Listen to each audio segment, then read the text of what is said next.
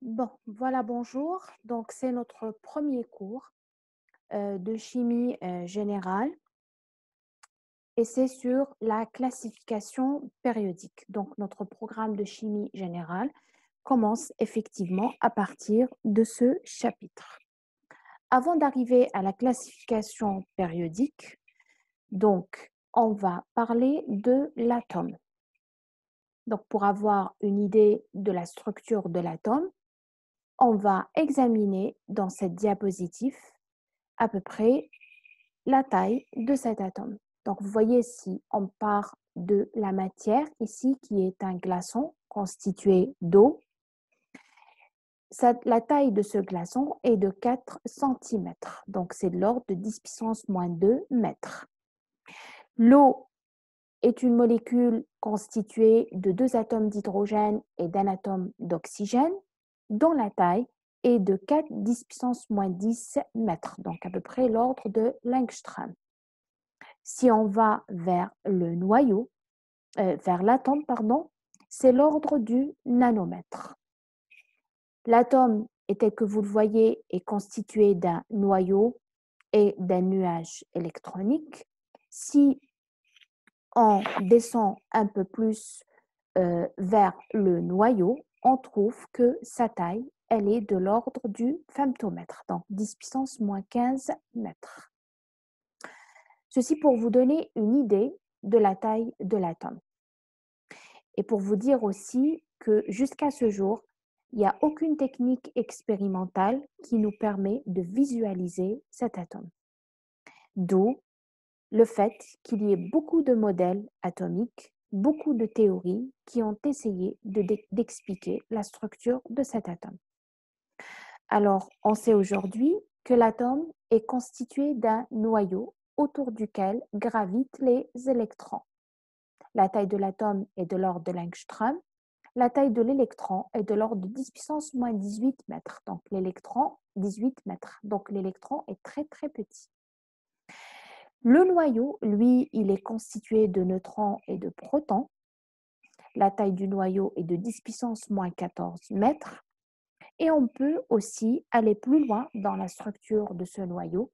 Alors, les protons sont eux aussi constitués d'espèces encore plus petites qu'on appelle les quarks. Donc, pour avoir encore une idée sur la taille de cet atome, sachez que l'atome est 100 000 fois plus grand que le noyau.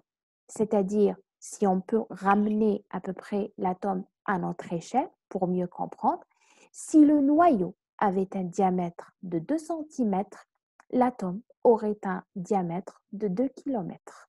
Donc, vous voyez que l'atome est très grand par rapport au noyau. Donc, il y a beaucoup de vide à l'intérieur. En ce qui concerne la représentation du noyau, on le représente par le symbole suivant. Donc, notre atome est X. À gauche, en haut, c'est A, le nombre de masse. Et en bas, toujours à gauche, c'est Z, le numéro atomique, qu'on appelle aussi le nombre de charges.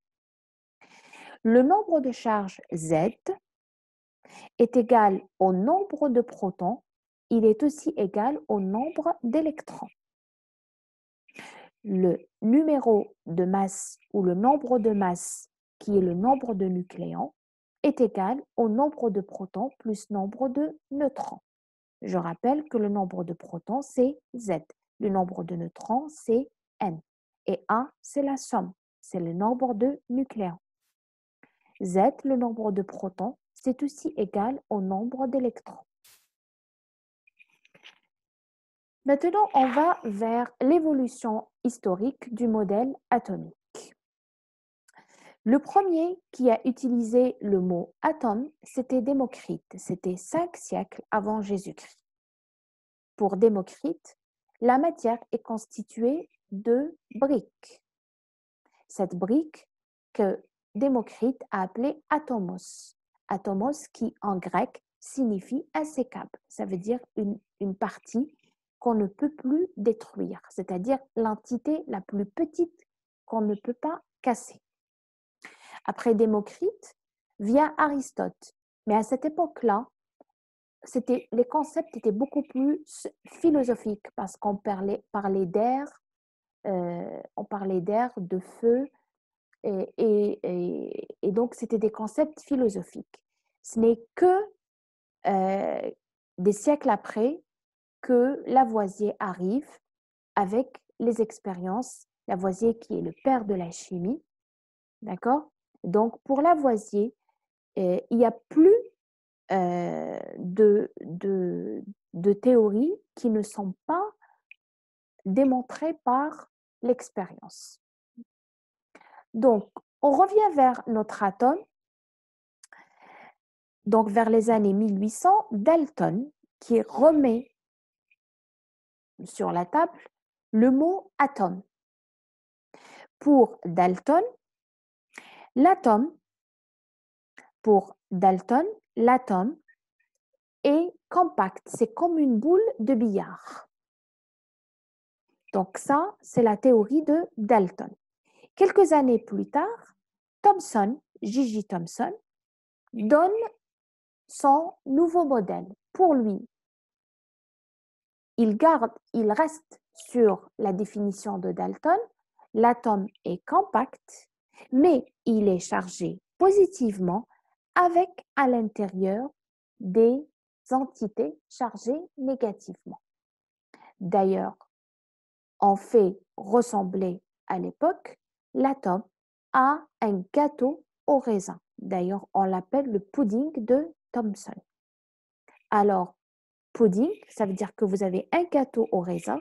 Les raisins, c'est les électrons. Donc, pour Thomson, le gâteau, il est chargé positivement et les raisins sont des électrons et ils sont chargés négativement. Donc, toujours sur le modèle de Thomson, tel qu'il est représenté ici. Donc là, j'ai rassemblé les modèles les plus importants. Pour Thomson, donc la matière est compacte, d'accord? Elle est chargée positivement et parsemée d'électrons. Quelques années plus tard, vers les années 1911, Rutherford, qui travaillait à l'époque sur la radioactivité, a pris une feuille d'or qu'il a bombardée avec des particules alpha. Et Rutherford a remarqué que 95% des particules alpha arrivaient à traverser l'atome et seuls 5% du rayonnement alpha déviait de trajectoire. C'est ce qu'on va voir dans la diapositive suivante. Donc, d'après Rutherford, donc, il y a la plupart des rayonnements alpha arrivent à traverser la matière et seuls 5% dévient de trajectoire. Cela veut dire que dans la matière ici, il y a du vide, contrairement au modèle de Thomson qui suppose que l'atome est compact. Et les rayonnements alpha qui dévient le trajectoire, ce sont ceux qui se heurtent au noyau. D'accord? Je reviens vers le modèle de Thomson. Alors, Thomson a fait des expériences, lui et Millikan, qui ont permis d'estimer à la fois la charge de l'électron et sa masse. D'accord? D'après les expériences de J.J. Thomson et de Millikan, on a pu connaître la charge de l'électron, la masse de l'électron et aussi des autres particules telles que le proton et le neutron. Elles sont toutes plutôt réunies dans ce tableau. Donc, on revient vers les modèles, donc ce qu'on a vu dans la planche précédente, donc le modèle de Thomson, le pudding de Thomson, le modèle de Rutherford. Donc, à cet effet, je rajoute une remarque. D'après Rutherford, les électrons gravitent autour du noyau. Ils sont sur des orbites, madarat, des orbites qui sont coplanaires, c'est-à-dire dans le même plan, tel que vous le voyez. Après le modèle de Rutherford, 2 années plus tard, c'est Bohr qui vient avec son fameux modèle planétaire. Il reste à peu près sur les observations de Rutherford, donc le noyau est chargé positivement, les électrons gravitent autour du noyau, mais maintenant les orbites ne sont plus coplanaires, mais plutôt elles sont à peu près partout dans l'espace. Donc ça représente un peu le système solaire, d'où le nom modèle planétaire qui a été donné à l'atome de Bohr ou au modèle de Bohr.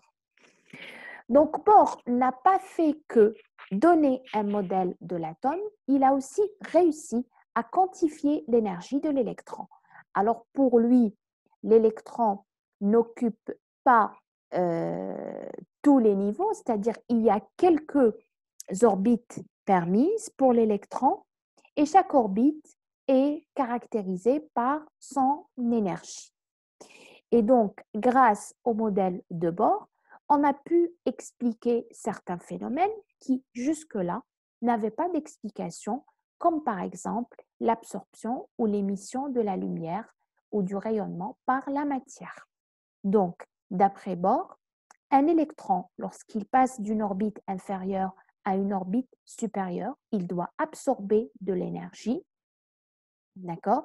Et lorsqu'il descend d'un niveau supérieur à un niveau inférieur, il va émettre de l'énergie sous forme de lumière. Alors, cette partie-là et la quantification d'énergie selon le modèle de Bohr, ça va faire l'objet du chapitre prochain. Donc, nous, notre objectif dans ce chapitre, c'est surtout d'écrire l'atome et arriver à la classification périodique. Donc, quelques années plus tard, Louis de Broglie vient bouleverser toutes les lois de la mécanique classique. Et c'est l'avènement, donc le début ou la naissance d'une nouvelle mécanique qui est la mécanique ondulatoire. De Broglie a réalisé que la mécanique classique ne pouvait pas être appliquée à l'échelle microscopique et donc à l'échelle atomique. Et donc, on a donc inventé une nouvelle mécanique qu'on appelle la mécanique ondulatoire. Que dit l'hypothèse de Broglie? Alors, de Broglie dit qu'à tout électron ou à toute particule en mouvement, on associe une onde électromagnétique dont la longueur est donnée par l'équation suivante. La longueur d'onde, longueur d'onde est égale à H sur mv. M, c'est la masse de l'électron. V, c'est la vitesse, donc particule ou électron. V, c'est la vitesse de la particule ou de l'électron. Et H, c'est la constante de Planck qui est égale à 6,63, 10 puissance moins 34 joules par seconde. Le produit masse par vitesse donne P qui est la quantité de mouvement. Si on fait des calculs de longueur d'onde en utilisant cette relation, on va voir que si je prends une particule très petite telle que l'électron, la longueur d'onde qui lui est associée sera signifiante, c'est-à-dire elle a une valeur qui est signifiante.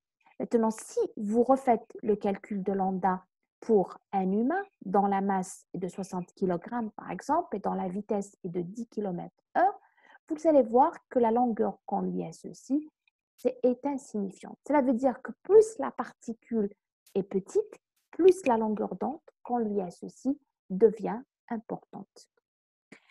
Donc ça, c'est ce qu'on appelle la dualité onde-corpuscule. Donc, avant de Broglie, c'était Einstein qui a, en étudiant le photon lumineux, a réalisé que la lumière était constituée de particules qu'on appelait photons, d'accord? Et puis, grâce à de Broglie, c'est l'inverse. Donc, il a donné un caractère ondulatoire au corps. D'où le nom dualité onde-corpuscule. Donc maintenant, l'électron, comme il est très petit et comme il est en mouvement, donc on lui associe une onde. Donc, après l'hypothèse de Broglie, l'électron n'est plus un point sur une orbite, tel que le suppose le modèle de bord, mais l'électron est sur une onde. Donc, il a un certain, il peut avoir plusieurs emplacements dans l'espace. Alors, vers la fin des années 20, vient Schrödinger avec sa fameuse équation, donc qui vient à la suite de l'hypothèse de Louis de Broglie, mais au fait, l'aspect relativiste, donc les équations réellement et les calculs, n'a été fait que vers les années 1928, d'après les travaux de Paul Dirac. Alors, qu'a fait Schrödinger? Schrödinger a permis de trouver l'équation de cette onde. L'équation de cette onde. Alors, pour un peu simplifier les choses, qu'est-ce qu'on va dire? On va d'abord vous présenter l'équation de Schrödinger. L'équation de Schrödinger, c'est la suivante. Bon, je vous rappelle qu'ici, ce n'est pas un produit, c'est l'hamiltonien H, c'est un opérateur mathématique appliqué à la fonction d'onde psi qui est égale à E appliqué à psi. Donc ça, c'est une équation mathématique. Le détail de cette équation a été donné ici. Vous n'êtes pas censé connaître cette équation. Tout ce que vous êtes censé connaître, c'est que la fonction d'onde psi est la fonction d'onde associée à l'électron et qui représente son état dans l'espace. Très bien. Alors, pour un peu plus vous éclairer sur ce point, vous regardez le schéma suivant. Dans ce schéma, on a un noyau, on a un électron, c'est cette boule bleue, qui est dans l'espace, selon les axes X, Y, Z. Si on veut situer cet électron dans l'espace, on ne va plus utiliser les coordonnées X, Y, Z, on utilise plutôt les coordonnées sphériques, R, θ, phi. Donc, R caractérise la distance de cet électron, par rapport au noyau, et θ et phi, c'est l'orientation. Parce que cet électron, je vais essayer de retrouver mon marqueur. Cet électron, il peut se trouver de ce côté-là. D'accord? Donc, il est à une distance r, mais où exactement? C'est θ et phi qui nous permettent de trouver son emplacement. La fonction d'onde psi, elle est en fonction de r, θ et phi. Elle peut être découpée en deux parties, la partie radiale et la partie angulaire. C'est-à-dire, la distribution radiale nous donne la probabilité de trouver l'électron à une certaine distance par rapport au noyau. Et la partie angulaire, elle nous permet de délimiter une région de l'espace où l'électron peut se trouver. Il faudrait juste savoir un fait, c'est que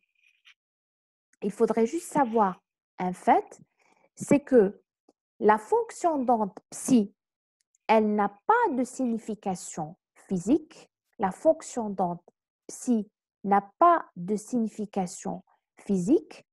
Seul son carré est mesurable et il représente la probabilité de trouver l'électron en un point x, y, z et en un temps t.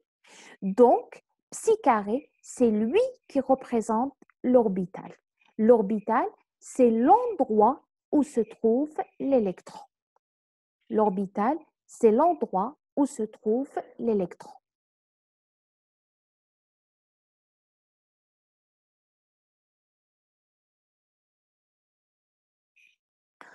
Très bien. C'est-à-dire, on va revenir,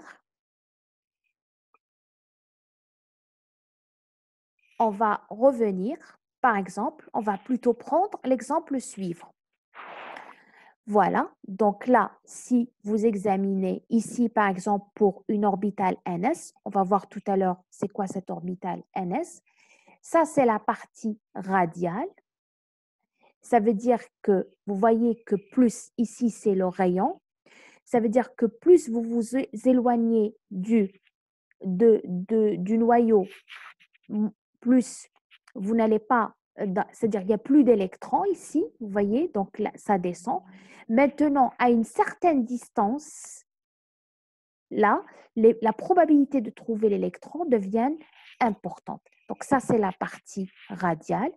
Et ça, c'est la partie angulaire. Donc, ce que vous voyez là en couleur gris foncé, c'est la région de l'espace qui peut être occupée par un électron. Je vous rappelle ici que la fonction d'onde psi, elle est divisée en partie radiale et partie angulaire. La partie radiale me donne, tel que vous le voyez ici, la probabilité de trouver un électron lorsque je suis à certaines distances du noyau.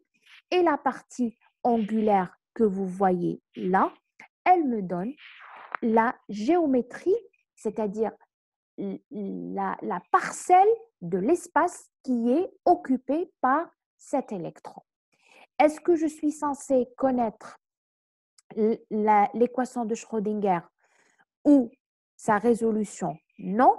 Est-ce que je suis censée connaître ce qui est partie angulaire, radiale et tout ce calcul-là? Non, je l'ai donné juste à titre indicatif. Donc, nous, on va simplifier les choses.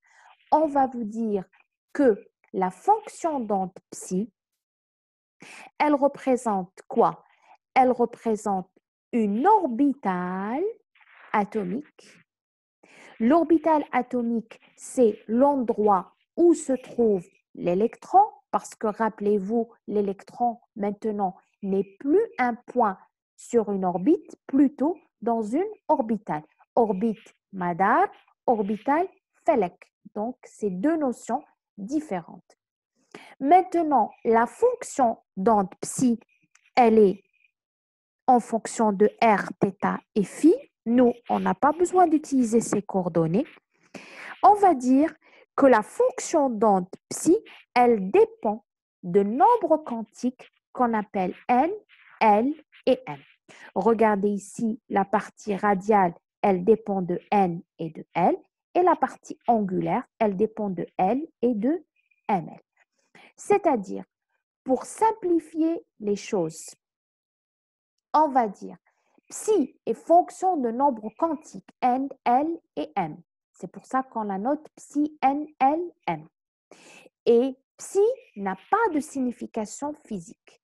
C'est son carré qui représente la densité de probabilité de présence de trouver l'électron. Donc, c'est le psi carré qui représente l'orbital. Très bien.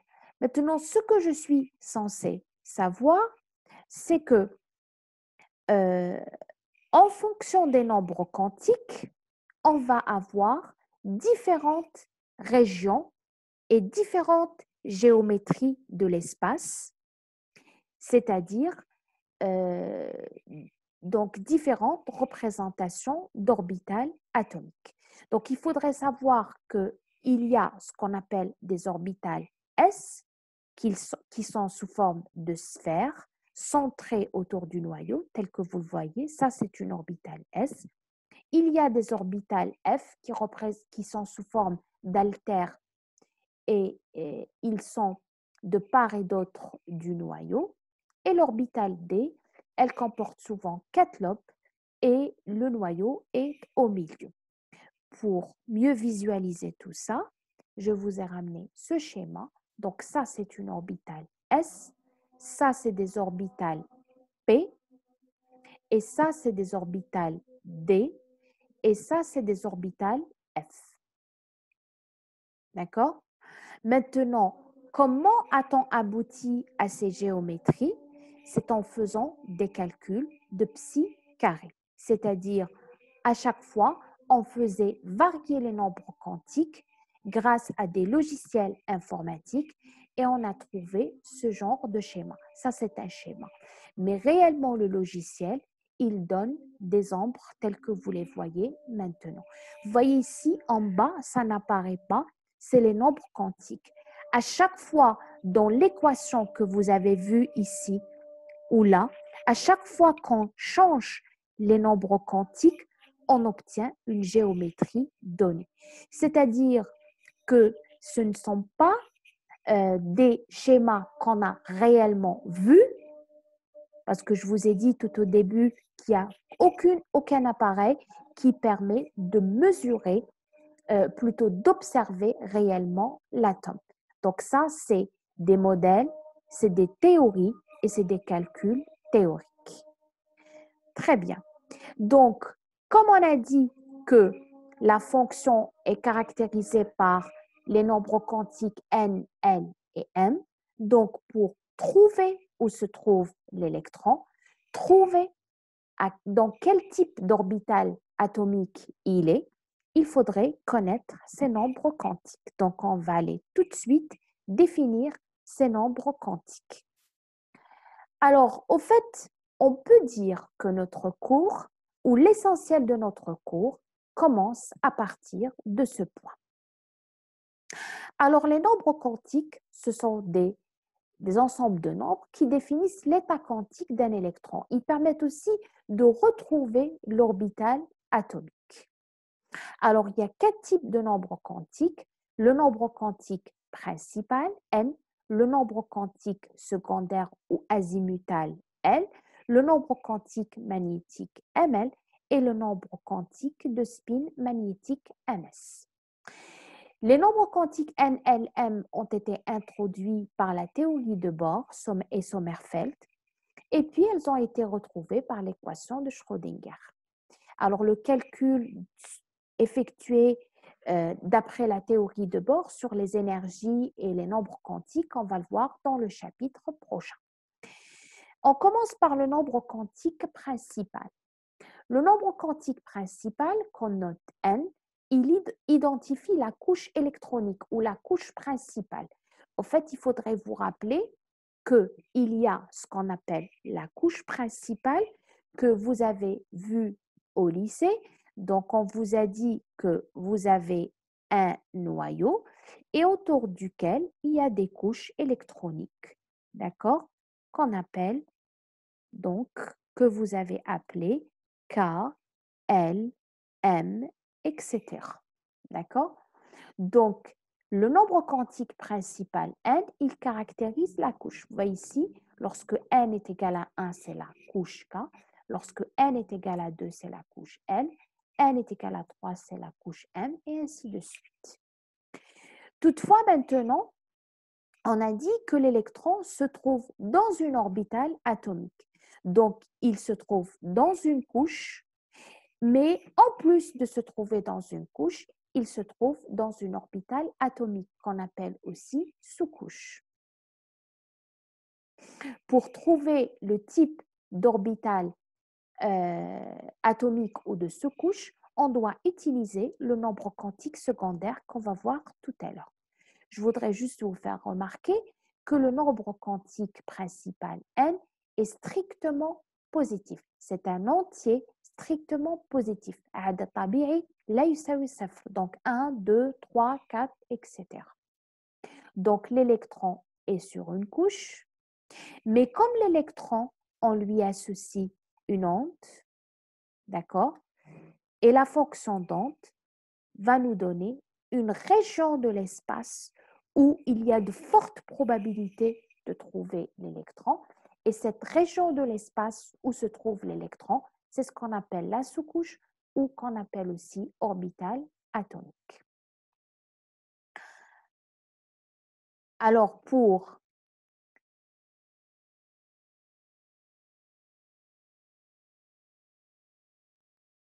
retrouver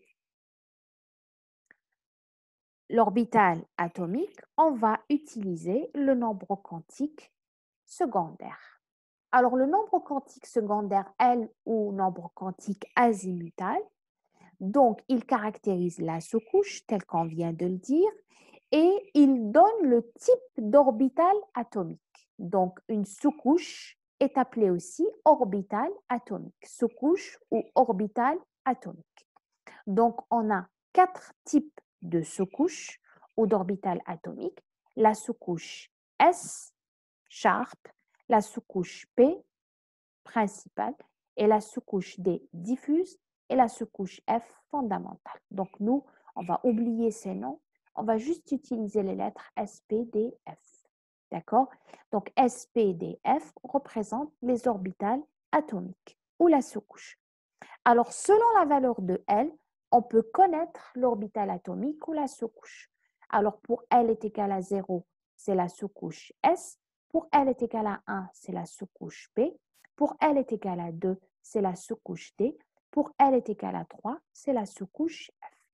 Les sous-couches ou les orbitales atomiques sont celles qu'on a vues tout à l'heure sur cette diapositive. La sous-couche S, elle est sphérique. La sous-couche P est sous forme d'altère, positionnée de part et d'autre du noyau. D'accord? La sous-couche D, c'est 4 lobes aussi qui entourent le noyau. Et la sous-couche F, c'est celle que vous voyez ici. Maintenant, pour un peu encore comprendre ces géométries ou ces dessins, on va aller vers le troisième nombre quantique qui est le nombre quantique magnétique. Le nombre quantique magnétique, M ou ML, il caractérise la projection donc de l'orbital dans un champ magnétique ou l'orientation ou la direction. Donc, M, il varie de moins L à plus L. Par exemple, si je prends L est égal à 0, je vais avoir ML est égal à 0. Donc, on a une seule orientation. Donc, c'est l'orbital S qui a une seule orientation. Parce que si L est égal à 0, on a l'orbital S. Elle a une seule orientation. Si L est égal à 1, on va avoir ML, puisque lorsque on a une valeur de L, M varie de moins L à plus L. Donc, si L est égal à 1, ML est égal à moins 1, 0 et plus 1. Donc, on va avoir 3 orientations et donc on va avoir 3 orbitales P. Si L est égal à 2, on va avoir ML qui va aller de moins L à plus L. Donc, moins 2, moins 1, 0, plus 1, plus 2, plus 2. Et on va avoir 4 orientations et 5 orientations, pardon. Donc, 5 orbitales D. Pour mieux comprendre ça, on va revenir vers cette diapositive. On va donc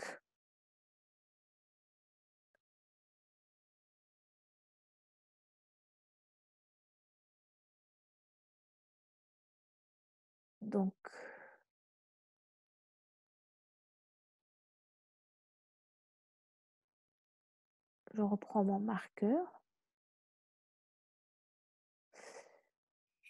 Pardon. Donc, je reviens vers cette diapositive-là. Je reprends mon marqueur. Voilà. Par exemple, ici, j'ai une sous-couche S. Cela veut dire que L est égal à 0. D'accord? Ici, j'ai de sous-couches P. Donc, L est égal à 1. Ici, j'ai des sous-couches D. Donc, L est égal à 2. Et ici, j'ai une sous-couche F. Donc, L est égal à 3. Bien. Maintenant, si L est égal à 0, cela veut dire que ML est égal à 0. Donc, ici, il n'y a pas d'orientation dans un champ magnétique, donc on va avoir une seule orbitale.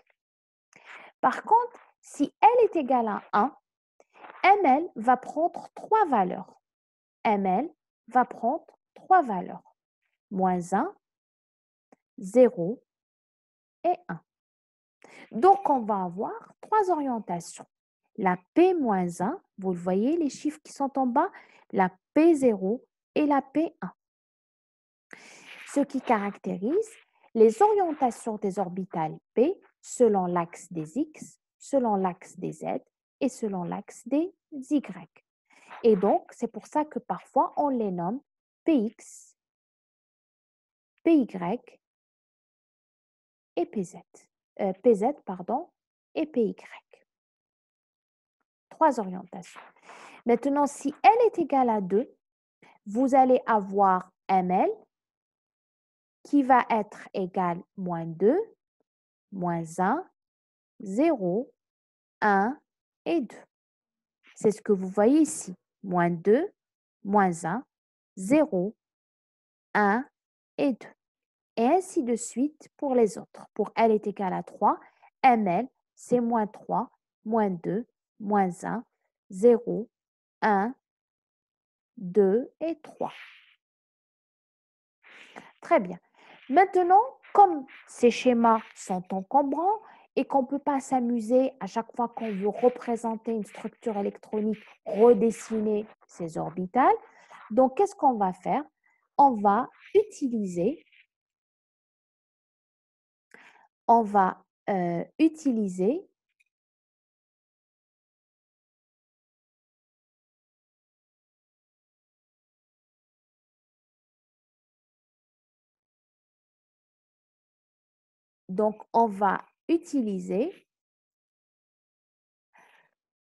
les cases quantiques. C'est celle que vous avez vue schématisée ici.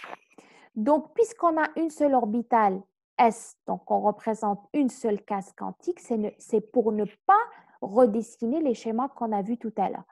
Donc, l'orbital P contient 3 orientations, donc 3 orbitales P, donc c'est pour ça qu'on a 3 cases quantiques. Et puis, l'orbitale D, elle contient 5 orientations, donc 5 cases quantiques. Ici, là, c'est pour moins 1, 0 et 1. Et là, c'est pour moins 2, moins 1, 0, 1 et 2. D'accord? Maintenant, chaque case quantique contient au plus 2 électrons. Les électrons, on les représente par des flèches. D'accord? Chaque case quantique contient 2 électrons.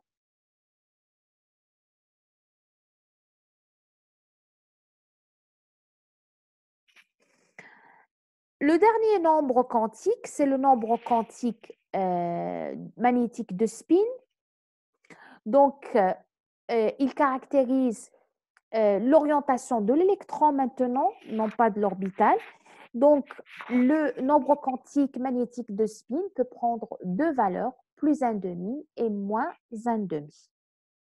Maintenant, qu'est-ce qu'on va dire?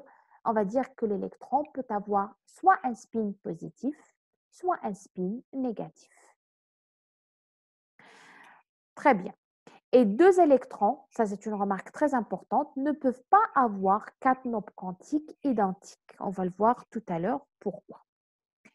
Maintenant, on va faire quelques remarques importantes.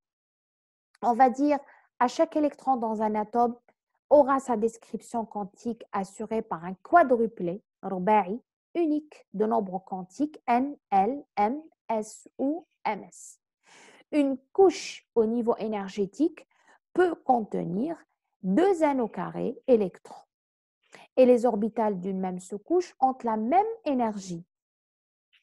Chaque orbitale peut contenir au maximum 2 électrons de spin opposés. Et les électrons occupent toujours les couches les plus internes car de plus basse énergie. On arrive à la diapositive suivante pour voir ce qui a été dit tout à l'heure. Vous voyez que si n est égal à 1, je vais prendre mon marqueur. Si n est égal à 1, on va avoir L est égal à 0. Et donc, M est égal à 0. Donc, on va avoir une seule orbitale NS. Pourquoi S? Parce que L est égal à 0. Pourquoi 1? Parce que N est égal à 1. D'accord? Chaque case, ça c'est une case quantique ou une orbitale atomique, elle contient 2 électrons de spin opposés, un spin positif et un spin négatif. Donc, on a dit chaque niveau d'énergie, il peut contenir 2 n au carré électrons. Donc, si je remplace n par 1, ici, je trouve 2. Si n est égal à 2, je vais avoir, L peut avoir valeur 0 ou L peut avoir la valeur de 1. Donc, je peux avoir soit une orbitale S, soit une orbitale P. 2S parce que le niveau énergétique, c'est pour n égale à 2, et 2P parce que tout simplement n est égal à 2. Maintenant, si L est égal à 1, je vais avoir M est égal à moins 1, 0 et plus 1, tel qu'on l'a vu tout à l'heure. Chaque case quantique contient 2 électrons. D'accord? Donc, on va avoir au total, sur le niveau énergétique N est égal à 2, on va avoir 8 électrons. Si je remplace dans cette expression N est égal à 2, je retrouve 8 électrons. Même chose ici. Pour N est égal à 3, L peut prendre les valeurs 0, 1 et 2. Pour L est égal à 0, M est égal à 0. Pour L est égal à 1, M est égal à moins 1, 0 et plus 1. Et pour L est égal à 2, M est égal à moins 2, moins 1, 0, plus 1, plus 2. Chaque case quantique, elle porte 2 électrons. Donc, on va avoir ici, au total, on va dire 18 électrons. D'accord? Si je reviens vers l'expression que vous voyez ici, si je remplace n par 3, je retrouve 18 électrons. Les électrons dans une case ont obligatoirement un spin opposé. Obligatoirement un spin opposé. Donc, je ne peux pas avoir 2 électrons qui ont le même spin. Donc, ils ont forcément un spin opposé. Donc, pour un peu récapituler le calcul qu'on vient de faire, je vous ai donné ce tableau. D'accord? Niveau n, 1, 1. Nombre quantique principal 1, 2 électrons. Nombre quantique principal égal à 2, 8 électrons. Nombre quantique principal égal à 3, 18 électrons. Et ainsi de suite. Les valeurs de L, les sous-couches ou les orbitales, et puis les valeurs de Ml. Et le nombre total d'électrons portés pour chaque couche. Maintenant, on va aller à un point très important, c'est la configuration électronique des atomes. Rappelez-vous que l'intitulé, enfin le titre ou le titre du chapitre d'aujourd'hui, c'était la classification périodique. Afin de trouver l'emplacement d'un atome dans le tableau périodique, on doit connaître sa configuration électronique ou sa structure électronique ou sa formule électronique. Tous ces termes-là veulent dire la même chose. Configuration électronique, structure électronique ou formule électronique. Donc, cette configuration électronique ou cette structure électronique ou cette formule électronique, elle décrit la distribution des électrons d'un atome dans un ensemble d'orbitales atomiques. Première règle à connaître pour le remplissage des orbitales atomiques, c'est la règle de Klashkovsky. Donc, la règle de Klashkovsky permet de retrouver l'ordre de remplissage des orbitales atomiques du niveau le moins énergétique vers le niveau le plus énergétique. Les orbitales sont classées de telle sorte à ce que n plus L soit croissant. Et en cas d'égalité, c'est-à-dire si on trouve pour 2 cas n plus L, c'est la même valeur, n le plus petit sera rempli en premier. Pour mieux comprendre ce classement, on va visualiser la règle de Klashkovsky.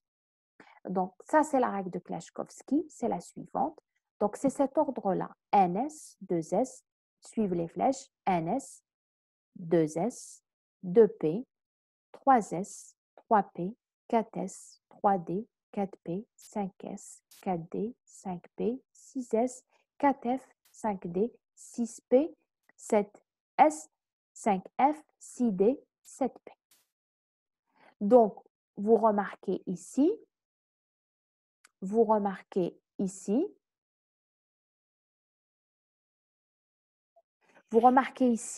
que n est égal à 1 et S, si c'est une orbitale S, ça veut dire que L est égal à 0. D'accord? Donc, la somme n plus L ici est égale à 1. Ici, vous allez avoir n est égal à 2. Et comme c'est l'orbital S, ça veut dire que c'est 0. Donc, n plus L, c'est égal à 2. Ici, vous allez avoir n est égal à 2 et orbital P, donc L est égal à 1. La somme, donc ici, L est égal à 1. Donc, la somme, c'est 3. Ici, si vous faites la somme entre n et L, puisque n, c'est 3, et on a une orbitale S, donc L est égal à 0. Donc, vous allez avoir la somme 3. On a dit en cas d'égalité n plus L, c'est celui qui a n plus petit qui sera le premier rempli. Pour remplir ces orbitales dans cet ordre-là, il faut connaître le nombre de charges Z. Rappelez-vous, le nombre de charges Z représente le nombre d'électrons. Très bien. Pour mieux comprendre tout ça, on va aller vers un exemple.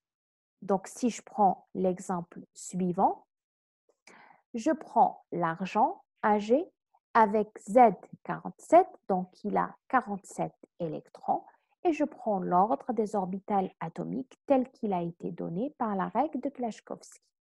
Certains d'entre vous vont se poser la question sur les chiffres qui sont en haut. Les chiffres qui sont en haut, c'est le nombre d'électrons maximal que peut contenir cette orbitale. On sait, on l'a dit ici, qu'une orbitale S ne peut contenir que 2 électrons et que chaque case comme ça ne peut contenir que 2 électrons. Et donc, une orbitale P, ici, elle peut contenir au maximum 6 électrons. Une orbitale D, elle peut contenir au maximum 10 électrons. Donc, je reviens vers cette écriture. Donc, on va avoir NS2, 2S2, règle de Klashkovsky, regardez, NS, 2S, 2P, 3S, 3P, 4S, 3D, etc. Avec chaque orbitale, l'orbitale S ne peut contenir que 2 électrons, la P ne peut contenir que 6 électrons et la D ne peut contenir que 10 électrons et la F ne peut contenir que 14 électrons. Et je vais compter les électrons الفوق حتى نلحق le chiffre 47. Maintenant, écrire la structure électronique, on sait maintenant comment le faire. Maintenant, il faut faire ressortir la couche externe. Pourquoi on fait ressortir la couche externe? Parce que pour trouver l'emplacement de cet élément dans le tableau périodique, il faut connaître sa couche externe qu'on appelle aussi couche de valence. Et la couche externe, elle est très importante quand on va examiner la possibilité de cet atome de former des liaisons. Pour faire ressortir la couche externe, il faut faire ressortir de l'expression que vous avez vue ici, c'est-à-dire de la configuration électronique, faire ressortir la configuration du gaz rare le plus proche. Alors, les gaz rares, donc il y en a, c'est celles qui sont à l'extrême droite du tableau périodique. Donc, on a l'hélium avec 2 électrons, d'accord? On a le néon avec 10 électrons. On a l'argon avec 18 électrons. On a le krypton avec 36 électrons. Et puis, on a le xénon avec 54 électrons. Donc, ces gaz-là, il faut les connaître avec le nombre maximal d'électrons. Comme Hada, il a 47 électrons, donc le gaz rare, il faut toujours chercher le gaz rare qui a moins d'électrons que l'atome sur lequel vous êtes en train de travailler. Donc, moi, je ne peux pas prendre le xénon parce que le xénon fait 54 électrons. Donc, je vais prendre le krypton. Je vais compter ici. Alors, 2 et 6, ça fait 10. 2, 8, 6, ça fait 20. Là, ça fait 30 et là, ça fait 36. Donc là, ici, c'est la structure du gaz rare qui est le krypton. Le voilà. D'accord? Ce qui reste là, c'est la couche externe. D'accord? Ce qui reste là, c'est la couche externe. Cet exemple, je l'ai donné pour une petite particularité. Vous le voyez au début, quand on a fait le remplissage selon la règle de Klashkovsky, on est arrivé à une sous-couche D qui porte 9 électrons. La sous-couche D a une particularité, c'est qu'elle est complète, elle est stabilisée quand elle porte 10 électrons ou 5 électrons, quand elle est remplie ou à moitié remplie. C'est-à-dire, si elle en a 9, elle va prendre un électron, la S, pour avoir 10 électrons. Bon, ce phénomène, on ne peut pas l'observer si D a 8 électrons, elle ne va pas prendre les 2 électrons qu'il y a ici. Donc, c'est seulement dans cette situation, quand elle en a 9. Elle va prendre un électron maintenant pour avoir 10, la couche remplie avec 10 électrons. Maintenant, si on avait ici 4, là aussi, elle va prendre un électron maintenant pour avoir 5. Donc là, il va y avoir un réarrangement les électrons. L'électron va aller de la sous-couche S vers la sous-couche D, remplie avec ses 10 électrons. Très bien. Maintenant, si on va utiliser, donc on a vu que pour écrire la configuration électronique, il y a 3 règles. La règle de Klashkovsky que nous avons vue tout à l'heure. Donc, la règle de Klashkovsky qui donne le classement des orbitales atomiques de la moins énergétique vers la plus énergétique. Et puis, il y a 2 autres règles, la règle de Hund ou le principe d'exclusion de Pauli. Mais la règle de Hund et le principe d'exclusion de Pauli vont nous servir surtout quand on veut représenter les électrons par des cases quantiques. D'accord? Donc, le principe d'exclusion de Pauli nous dit que 2 électrons ne peuvent pas avoir les mêmes nombres quantiques n, n, m et s. Maintenant, ils peuvent avoir 3 nombres quantiques identiques, mais forcément, le dernier nombre, qui est le nombre quantique de spin, va être différent. Ça veut dire que je ne peux pas avoir, par exemple ici, j'ai une seule case. Maintenant, si je vais dire qu'il s'agit d'orbitales S, par exemple, supposons que c'est la NS, d'accord? Ça veut dire quels sont les nombres quantiques qui vont décrire cet électron ici. Ça va être N est égal à 1, d'accord? L est égal à 0 et ML est égal à 0, d'accord? Et on va dire spin est égal à plus 1,5. D'accord? Maintenant, le deuxième électron, on ne peut pas écrire N est égal à 1, L est égal à 0, M est égal à 0 et S plus 1,5. Non, ça sera aussi N est égal à 1 parce que je suis dans la même orbitale NS. L est égal à 0, ML est égal à 0, mais maintenant S est égal à moins 1,5. Donc, les électrons ne peuvent pas avoir le même spin. Donc, ça, c'est faux et ça, c'est faux. Ça, c'est vrai. D'accord? On a 7 électrons. Pour 7 électrons, les nombres quantiques qui décrivent cet électron Hamlik, N est égal à 1, L est égal à 0, M est égal à 0 et S est égal à plus 1,5. Maintenant, le deuxième électron va être décrit par ce quadruplé. N est égal à 1, L est égal à 0, ML est égal à 0 et S est égal à moins 1,5. D'accord? Donc, cette règle est très importante quand on est en train de représenter les électrons sur des cases quantiques.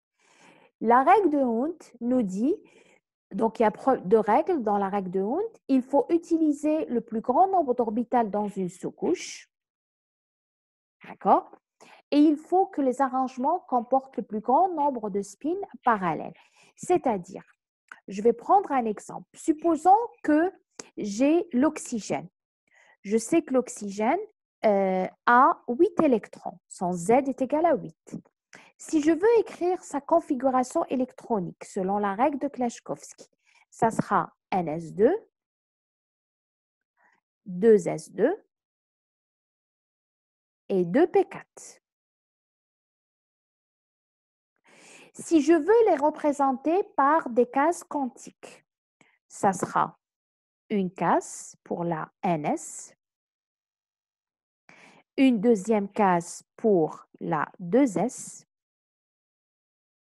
et puis maintenant, vous avez la 2P.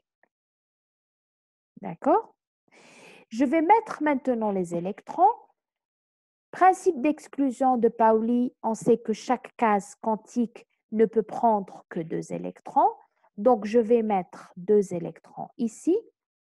Je vais mettre 2 électrons ici. Donc, ils ne peuvent pas avoir de spin.